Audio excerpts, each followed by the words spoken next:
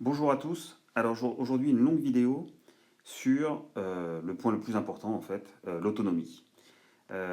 C'est toujours les premières questions qu'on se pose et les premières questions qu'on nous pose. Quelle est l'autonomie de ta voiture électrique? Combien tu peux faire de kilomètres avec? Alors c'est une question qui est vachement réductrice parce qu'on va voir qu'il y a plein de cas différents. Évidemment, il y a plein de paramètres qui influencent. Une voiture thermique comme une voiture électrique d'ailleurs, hein. Mais évidemment, nos voitures électriques ayant encore des autonomies, on va dire en moyenne inférieures à celles des voitures thermiques, et puis, il y a moins de points de recharge, même si ça, c'est en train de s'inverser par rapport au nombre de stations-service. Donc, ça fait que c'est une question, évidemment, qui hante tout le monde pour passer à la voiture électrique. Alors aujourd'hui, on va discuter de l'autonomie de la Tesla Model 3, évidemment, puisque c'est elle qui nous intéresse et qui arrive bientôt en Europe. Ça y est, les premières voitures prennent le bateau et il n'y a plus qu'à arriver à Rotterdam. Donc, je sais pas, être là dans un mois certainement. Donc voilà, quelle est l'autonomie de la Tesla Model 3 par rapport à la Model S, par rapport à ces différentes versions, jusqu'où est-ce qu'on pourra aller en hiver, en été, les paramètres à prendre en compte. Donc on va regarder tout ça, on va regarder ce que dit Tesla, on va parler des pneus, l'influence des pneus, on va parler des conditions météo, l'influence que ça peut avoir, et puis des autres paramètres aussi. Et puis on va faire des simulations de scénarios pour regarder en France ce que ça pourrait donner sur autoroute, pas autoroute, hiver, été et ainsi de suite. Allez, c'est parti. Alors que dit Tesla? Alors Tesla nous dit sur son site web en français que la Long Range AWD, donc la transmission intégrale, deux moteurs, quatre roues motrices, avec la plus grosse batterie, a une autonomie annoncée WLTD de 560 km. Alors que le deuxième modèle qui est vendu actuellement, qui est le modèle donc performance, qui a aussi évidemment deux moteurs, mais qui sont plus puissants, qui est quatre roues motrices aussi, qui va donc plus vite, qui fait le 0 à 100 en 3 secondes 5 contre 4,8 pour la LR, elle a une autonomie de 530 km WLTD. Alors, qu'est-ce que c'est que ces normes en fait? Donc déjà, il y a une deuxième norme, qui est la norme américaine. Donc si on va sur le site américain de Tesla, on peut retrouver aussi l'autonomie annoncée selon la norme. Et on voit déjà une énorme incohérence, c'est que les deux modèles n'ont pas la même autonomie en norme WLTD, mais ont la même autonomie en norme EPA. Alors on ne sait pas pourquoi. Est-ce que parce que Tesla n'a envoyé qu'un seul véhicule passer la norme EPA au laboratoire et on va dire celui qui a la plus faible autonomie, d'accord? Donc dans ce cas-là, la performance peut-être. On ne sait pas avec quels pneus ils ont envoyé sur les deux normes, hein, donc il n'y a pas d'info là-dessus. Donc normalement, ça devrait être, en principe, s'ils ne veulent pas prendre de risque de procès, ça devrait être les autonomies minimum, d'accord? Selon les normes. Alors on va regarder en fait à quoi correspondent ces normes parce qu'on va se rendre compte évidemment que ce n'est pas forcément notre réalité. Alors la norme EPA, voilà son détail complet. C'est donc en fait une série de cycles donc, qui représentent différents types de conduite. Conduite en ville, conduite autoroute, conduite à haute vitesse, conduite quand il fait très chaud, conduite quand il fait très froid. Euh, on voit les vitesses maximum qui peuvent être atteintes lors de ces tests. Donc on voit qu'en haute vitesse, on monte maximum à 80 miles par heure, ce qui doit faire un 120 km/h, je pense, à peu près. On voit les accélérations qui sont donc définies, les distances simulées en miles, d'accord. Le temps, donc on voit qu'en tout, il y en a pour plus d'une heure 20, 1h30 de tests. On verra que les tests WLTD, c'est des tests de 30 minutes, 2 fois 30 minutes. Le nombre de stops en ville, voilà, le programme qui doit être injecté directement dans la voiture ou sur le banc prévoit 23 arrêts lors de ces 30 minutes en ville, avec un temps d'arrêt défini. Donc sur autoroute, il ne s'arrête pas, par exemple, ce qui est très bien. Mais par contre, sur autoroute, on voit quand même que la vitesse varie, d'accord? Il y a une vitesse maximum de 60 miles par heure, mais la vitesse moyenne est de 48. Et voilà, donc tout est vraiment très défini. Le moteur, son état, donc il est froid pour une conduite en ville, et puis ensuite chaud, chaud, chaud, et puis à nouveau froid pour les conditions hivernales. Et donc les conditions des trois premiers tests sont, on va dire 20 degrés à peu près. Ensuite, il y a une phase de combien? De 10 minutes testé à environ 30, je sais pas, 32 degrés Celsius. Et puis enfin une phase froide qui est négative, hein, à moins de 0 degré. Peut-être même à moins 10, hein, certainement. Et puis l'air conditionné est off tout le temps, sauf sur la phase où il fait 32 degrés à l'extérieur, dans le laboratoire. Donc on voit que c'est plutôt pas mal, hein, c'est assez représentatif je sais pas, d'une conduite. 30 minutes de ville pour commencer, on atteint l'autoroute, on roule pendant 13 minutes sur l'autoroute. Alors ensuite il y a cette phase où on roule à vitesse rapide, bon je ne sais pas trop ce que ça veut dire, mais où il y a des arrêts quand même, d'accord. Bon, je ne sais pas ce que ça représente. Et puis ensuite tester en température froide et chaude. Donc voilà, donc ça c'est le cycle, et puis ensuite il calcule une consommation moyenne qui en résulte, donc en un kilométrage en fonction de la capacité de la batterie. Donc très bien, ça c'est la norme EPA qui est vraiment complète. Et la norme, alors c'est tout ce que j'ai trouvé pour la norme WLTD, la nouvelle norme européenne, mais en gros c'est un peu la même chose. Donc il y a 1, 2, 3, on va dire, il y a 4 cycles différents. Après il répète à nouveau le premier cycle qui doit être le cycle urbain, et puis un cycle intermédiaire, ça c'est le cycle à vitesse rapide. Et alors donc ça dure 30 minutes, ce segment 1. Ensuite il vide la batterie complètement pour les voitures électriques. Pour calculer en fait sa capacité totale. Il recommence, il recharge la batterie à 100%, ils refont le cycle, il vide à nouveau la batterie complètement, et donc ensuite il ramène la consommation du segment par rapport à la capacité totale de la batterie pour en déduire une consommation et donc un kilométrage théorique. Voilà, donc ça c'est les deux normes EPA et WLTD. Alors, ça se traduit, donc on a vu les kilométrages.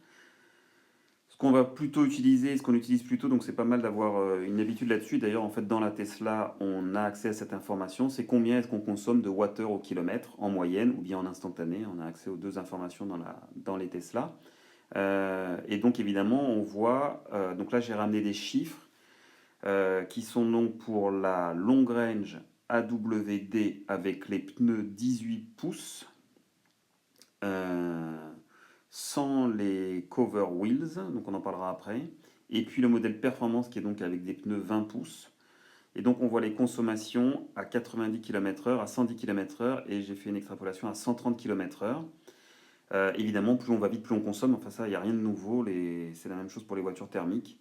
Donc on voit qu'on a en gros un plus 15%, et puis encore un plus 15 à 20% quand on va de 90 à 110 et de 110 à 130. Voilà, c'était ce que j'avais dans ce tableau. Pardon, c'est une petite répétition. Alors, l'influence des pneus.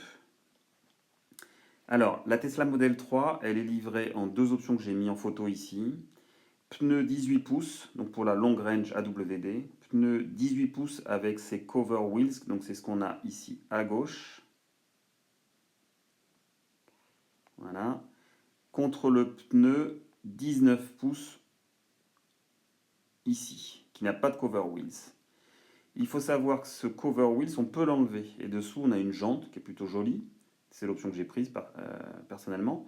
Et donc, il y a eu des tests effectués pour voir quelle est l'influence de ce cover wheels. Tesla, il y a un ingénieur de Tesla qui a indiqué qu'il permettait d'économiser 10%. Et on va voir que c'est vrai, ça permet d'économiser 10% par rapport à ce pneu de 19 pouces. Ensuite, alors je n'ai pas mis en représentation, mais la modèle performance est livrée avec des pneus de 20 pouces qui ont donc des jantes spécifiques, donc c'est un pneu et jantes spécifiques, et dont la consommation est aussi accentuée. Alors en termes de consommation, voilà ce que j'ai pu retrouver comme information. Donc on va dire que le standard c'est le pneu 18 pouces sans le cover wheels. Et si on met le cover wheels, on va gagner 5% à 100 km/h environ. On peut gagner plus certainement à 130 km/h, mais on n'a pas de test. Mais ça, je ferai les tests avec plaisir, de voir l'influence des aéros 18 pouces cover wheels sur une conduite autoroute à 130 km/h.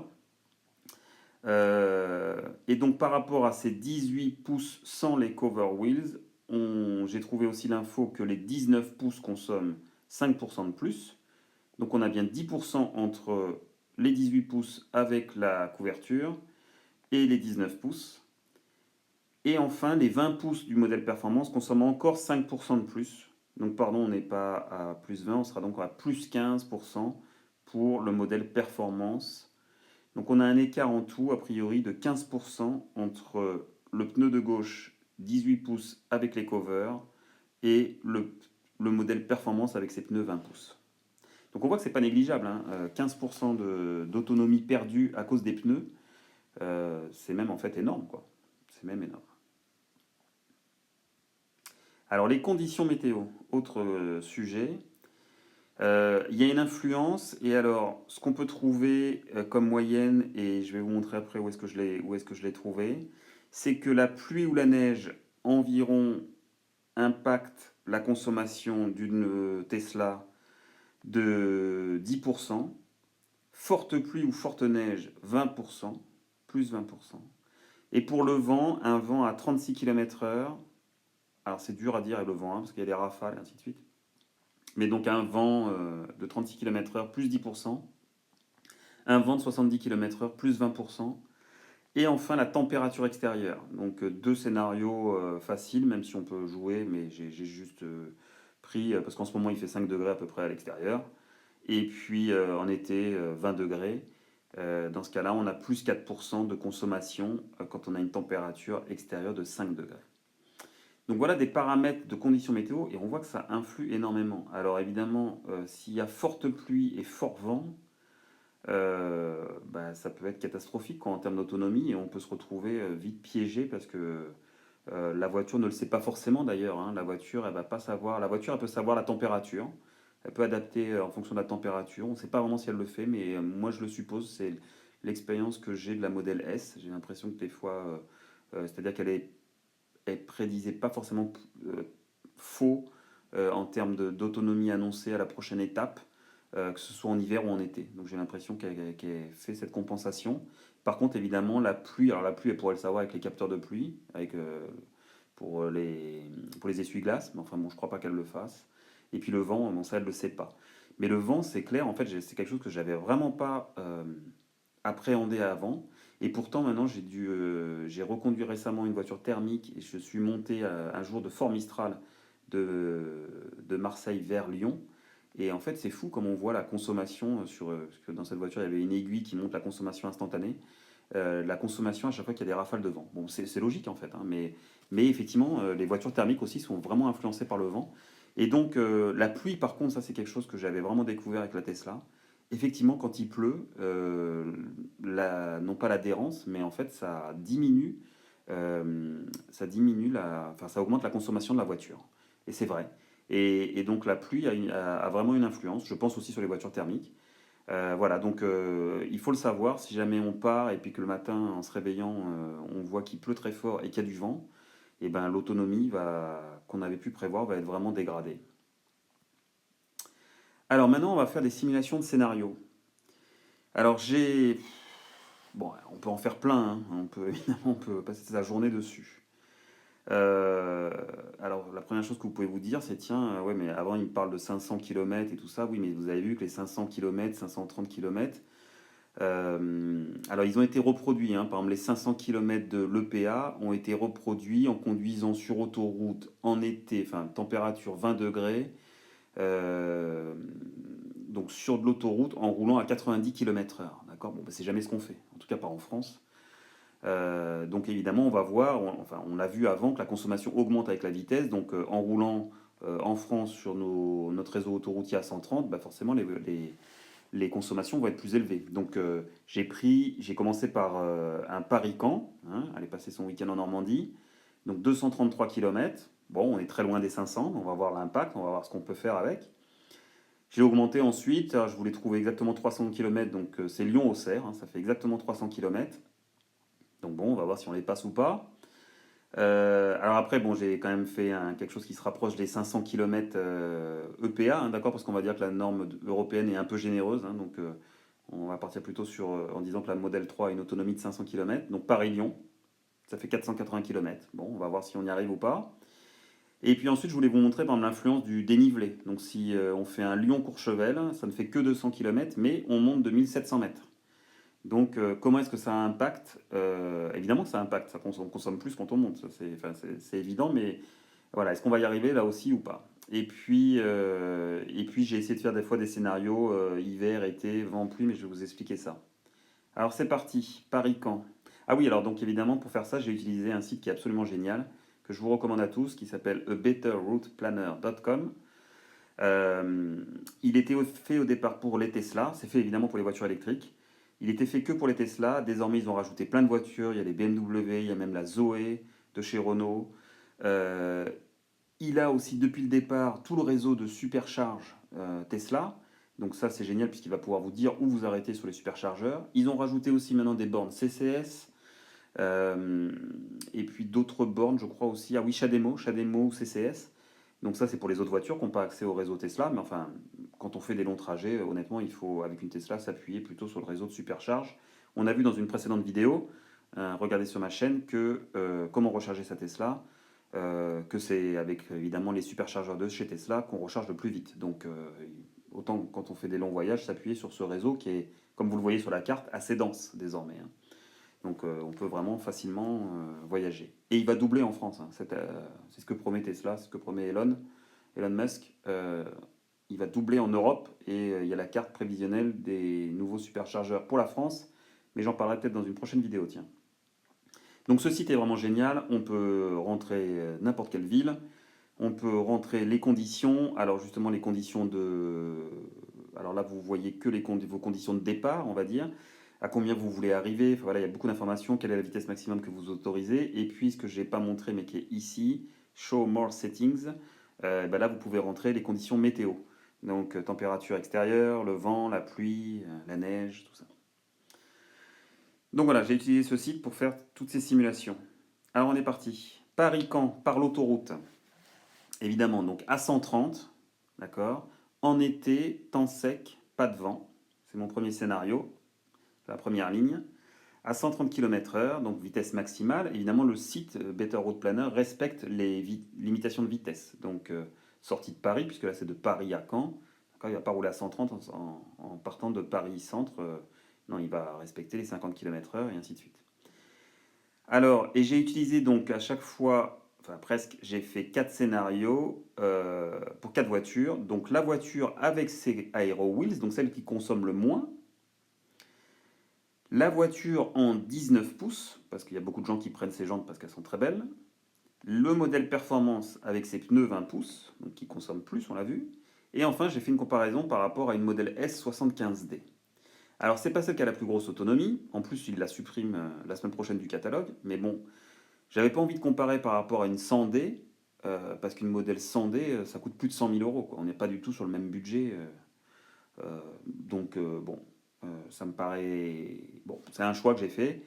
La 100D, je pense, a une autonomie qui est un peu supérieure à la modèle 3. C'était ce qu'avait voulu Tesla.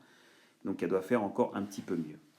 Alors, on voit là bah, que toutes les voitures peuvent aller de Paris à Caen, 233 km, en partant évidemment avec la batterie pleine, 100%, en utilisant l'autoroute. Et la plus performante, évidemment, sans surprise, hein, c'est la Long Range Aero Wheels. Et on voit qu'on arrive pratiquement avec 50% à destination. Ça veut dire qu'on pourrait presque faire l'aller-retour, d'accord? Paris-Caen. Et donc, tout de suite, l'aller-retour, ça nous donne une première bonne information. Ça ferait 466 km. Bon, il manque 6%, hein, donc on va dire, tiens, on se dit, tiens, voilà, on est plutôt sur autoroute autour de 420 km, d'accord? Quelque chose comme ça.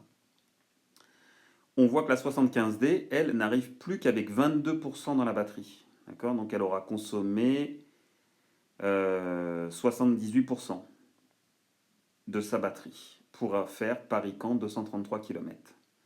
Et en hiver, avec des pluies intenses, bon, j'essaie de prendre un scénario qui est un peu plus catastrophique, d'accord? Donc on va consommer 20% de plus en principe, 15 à 20% de plus. On voit qu'on arrive là avec 36% qui nous reste dans la batterie. Alors normalement on ne devrait pas rouler à 130 hein, d'ailleurs. En plus intense, on devrait rouler à 110. Mais bon, je l'ai quand même fait à 130. Je ne sais pas si Better Route Planner... Il faudrait que je regarde les temps en fait, de trajet. Tiens, j'ai pas regardé. Si ils mettent beaucoup plus longtemps, et ça voudrait dire dans ce cas-là qu'ils roulent à 110. Et là on voit que la modèle S, elle, n'arrive qu'avec 6%. Donc elle consomme à peu près l'intégralité de sa batterie. Parce qu'on veut rarement aller en dessous de 6%. Elle consomme l'intégralité de sa batterie pour faire un Paris-Caen en hiver plus intense. Donc, il y a des différences qui sont quand même sensibles, hein. Alors, si maintenant on parle du modèle performance, bon, on voit qu'on a effectivement forcément une moindre autonomie, mais enfin bon, c'est pas catastrophique non plus. Donc voilà, ça c'est notre premier scénario. Toutes les voitures peuvent aller à Caen pour le week-end. Il faut recharger là-bas, mais il y a un superchargeur, donc pas de problème. Alors 300 km désormais, Lyon-Auxerre par l'autoroute, ça fait exactement 300 km. Et en été, donc temps sec, pas de vent, à 130, eh ben pas de problème, on arrive et il nous restera 30% dans la batterie, ou bien 22% avec les pneus 19 pouces, ou bien 12% avec le modèle performance. Et on voit que la modèle S, elle n'y arrive pas, il lui manque 5%. Donc elle échoue à effectuer 300 km. Bon, c'est cohérent avec le Paris-Camp d'avant, évidemment. S'il pleut pendant l'été, dans cette région, ça arrive. Bon, voilà, vous voyez les chiffres, ça influence. On voit que la modèle performance, elle passe, mais tout juste, hein, donc elle consomme entièrement sa batterie sur 300 km en été avec de la pluie. La modèle S, ça s'aggrave un petit peu. Et enfin, en hiver avec de la pluie, et ben voilà, la modèle perf, elle n'y arrive pas. Il lui manque tout juste 2%. Où elle est, bon, il faudra réduire un peu la vitesse, hein. Évidemment, il suffit de réduire dans ce cas-là un peu la vitesse. Et la voiture vous le demande. Vous dira attention, on ne va pas y arriver, réduisez votre vitesse. Et dans ce cas-là, évidemment, elle pourra y arriver. Donc là, on voit les premières voitures. Bon, la Model S, 300 km, c'est pas possible, quelles que soient les conditions. Il en manque un tout petit peu.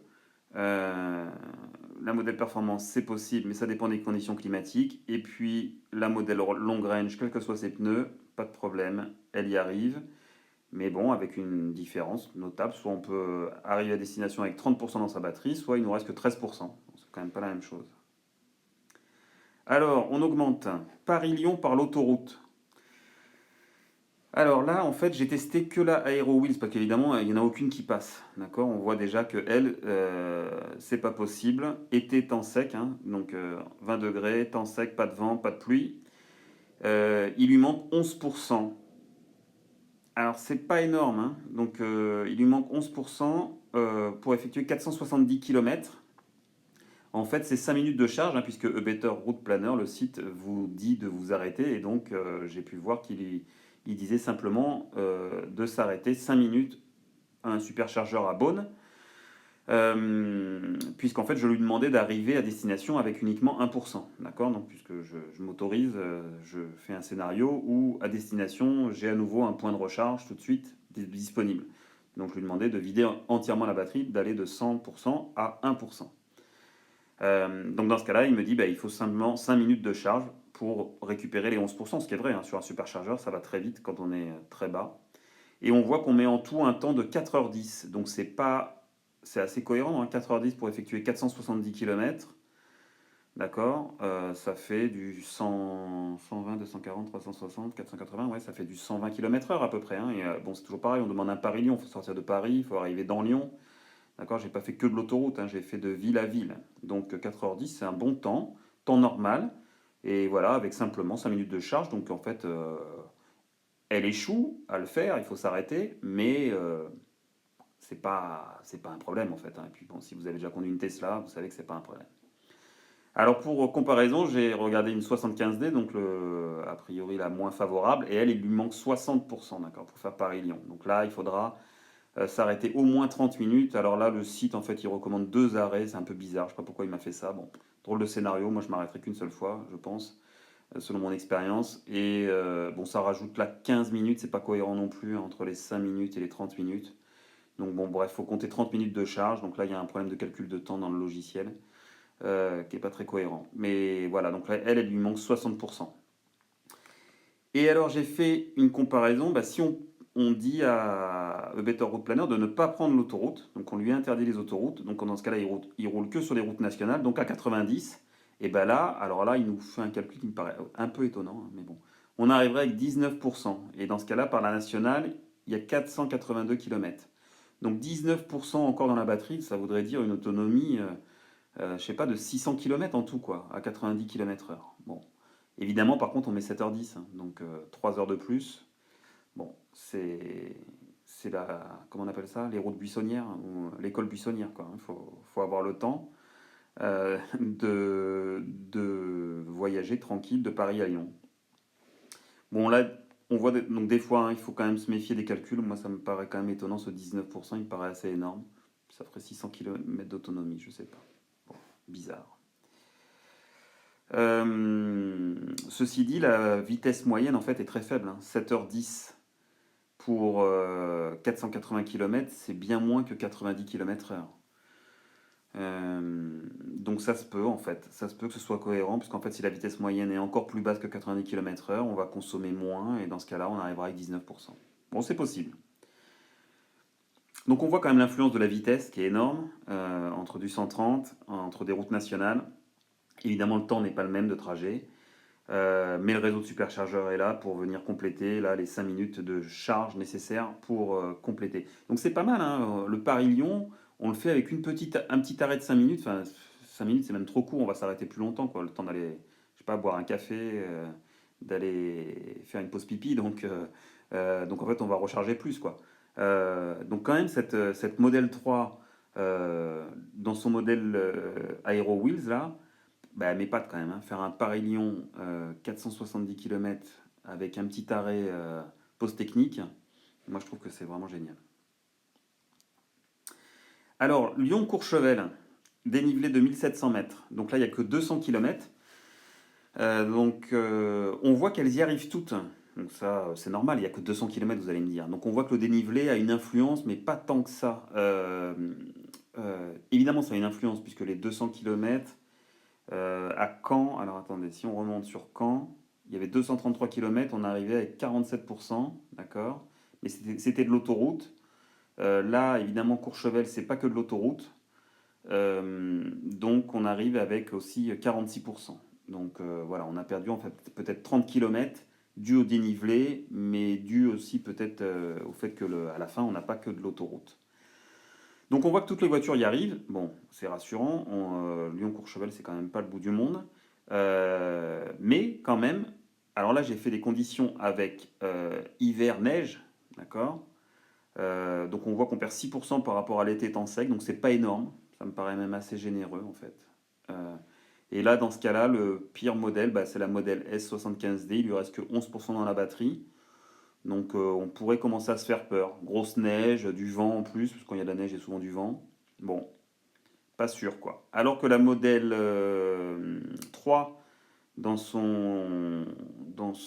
sa livrée la plus performante, 46%, c'est quand même pas mal. On voit qu'on est presque, en fait, on peut faire l'aller-retour, hein, parce que ce qui est intéressant évidemment quand on va à la montagne, et ce qu'il ne faut surtout pas faire quand on va à la montagne, c'est recharger sa voiture là-haut à 100%. Puisqu'ensuite on a toute la descente, le dénivelé négatif, et dans le dénivelé négatif, les Tesla, comme pratiquement toutes les voitures électriques, utilisent du frein régénératif. Et donc oui, l'aller-retour est possible, j'ai regardé sur Better Road Planner, donc je repars tout de suite de Courchevel avec mes 46%, je redescends, j'arrive avec 12% à Lyon, d'accord? Donc ça c'est grâce au frein régénératif dans la descente, on remplit la batterie en récupérant l'énergie cinétique, non pas la cinétique justement, en transformant euh, le dénivelé en énergie dans la batterie. Donc là, pas de problème, on peut se faire un aller-retour, ça c'est bien pour les taxis qui montent des gens en station. Et ben voilà, avec une Model 3, ils peuvent faire un Lyon-Courchevel et revenir à Lyon tranquille avec 12% dans la batterie sans avoir chargé une seule fois, sans s'être arrêté. Alors en conclusion de cette petite vidéo sur l'autonomie, bon, la Model 3 elle est vraiment économe. Euh, Ça fait vraiment plaisir par rapport à la Model S, bah, effectivement, qui consommait un peu. Euh, il faut rajouter à ça éventuellement d'autres paramètres, d'accord? Combien de passagers, ça influe pas beaucoup, mais enfin bon, si on est à 5 dans la voiture, que le coffre est plein, les coffres sont pleins, qu'on a un coffre de toit, voilà, on va consommer plus. Si on utilise la clim tout le temps, ou le chauffage en hiver, ça va consommer plus aussi. Donc voilà, donc ça fait vraiment plaisir d'avoir aujourd'hui une Model 3 qui arrive et qui est vraiment économe.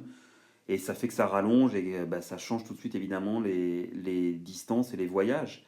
On va s'arrêter beaucoup moins au superchargeur, tant mieux, ils deviennent payants. Donc on va s'arrêter beaucoup moins au superchargeur. Faut toujours penser évidemment à avoir un point de charge à destination. Bon bah sinon on utilise les superchargeurs, c'est pas grave, mais si on a des points de charge à destination, on voit qu'on peut faire des kilométrages désormais assez conséquents sans s'arrêter, quoi, comme une modèle thermique. Ou bien alors on va s'arrêter, parce que de toute façon on a besoin de s'arrêter, on a besoin de se détendre, parce que c'est recommandé de s'arrêter toutes les 2 heures. Donc voilà, on va faire une petite pause. Si c'est un superchargeur, bah voilà, on va remettre un peu de jus et puis ça va rallonger d'autant plus l'autonomie, quoi. Donc moi je suis vraiment impressionné et vraiment les simulations là m'ont fait vraiment, vraiment plaisir. C'était déjà un bonheur en Model S, hein. J'ai eu pendant 2 ans une Model S, donc j'adore déjà. Mais alors savoir que l'autonomie augmente comme ça de 30% environ, bah, c'est vraiment génial. On sait que la capacité de la batterie utilisable est de 72 kWh, d'accord? Donc ça doit être une 76 à peu près kWh la batterie, parce qu'il y a toujours une part qui est réservée au système en cas d'extrême décharge et ainsi de suite. Donc ce qui est utilisable c'est 72 kWh, donc ça c'est génial, c'est-à-dire qu'ils ont effectivement, Tesla a fait le choix de montrer que l'autonomie des voitures allait franchement augmenter parce qu'ils ont mis une batterie assez conséquente pour un modèle beaucoup moins cher. Donc ça vraiment, ça permet une autonomie record et ça fait vraiment plaisir. Enfin, bon, les normes, elles restent assez loin de la réalité autoroute française, même si j'ai quand même essayé de tempérer ça parce que le Paris-Lyon, 470 km, on y est presque, quoi. Donc, bon, il manque 11%, c'est quand même, d'accord, il manque 10%, mais ça se récupère en 5 minutes. Donc, ok, donc bon, ces normes, c'est les 560 km annoncés en norme WLTD. euh, faut rouler à très basse vitesse, quoi. Donc c'est pas représentatif. Mais voilà, avec un site comme Better Route Planner, avec le calculateur intégré dans les Tesla, qui est déjà aussi assez performant, qui vous donne une bonne idée de ce qui restera dans la batterie à l'arrivée, ben on peut faire des prévisions, on peut faire des calculs et partir sans angoisse, aucune.